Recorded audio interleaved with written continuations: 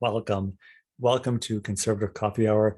I'm Stanley Smith. This week at Conservative Coffee Hour, we talked about the systemic breakdown of state politics here in Illinois, and that often we are fighting our own party within the matrix of the two-party system because the breakdown exists in each party as well as in the system. That's why it's a matrix. Because of this, we are continually getting called out for supporting the wrong candidate, wrong policy, or the wrong initiative, and that everything we stand for is wrong, wrong, wrong, wrong, even in our own party. This is so much fun, and it makes me want to get up every day and clean myself off so I can go out there again and get beat up all over again. In clinical psychology, I do believe this is the definition of living in an abusive relationship. The best part is that we do it to ourselves. It might be true that we're wrong most of the time, but even in divorce, there's the concept of no fault.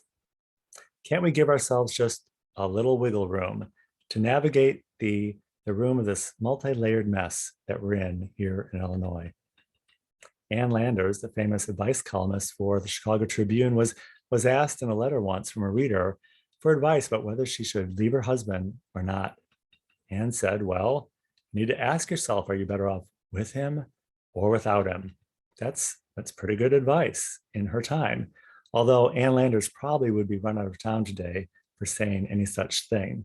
It's probably still good advice.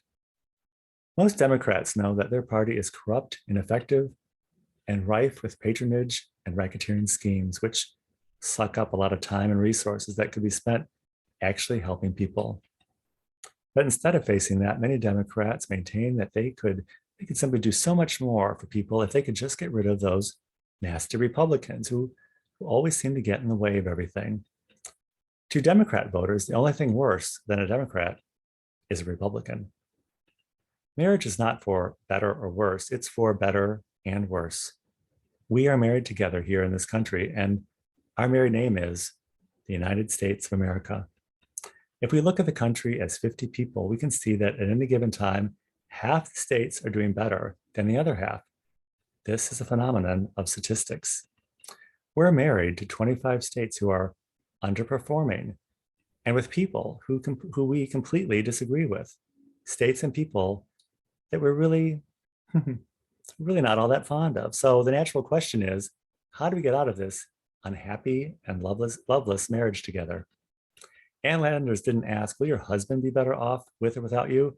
She asked, will you, the voter, be better off with or without him? People get married for better and worse. And the Constitution is our marriage license, and it calls for equal protection under the law. If you want to continue voting for your lying, cheating husband because you're certain that your next husband will be worse, then just keep on doing that. But chances are I will see you at the clinical psychologist or the divorce attorney eventually, whichever comes first. If you would like to join us for Conservative Coffee Hour, I will include my email in the description of this video, and I look forward to seeing you very, very soon.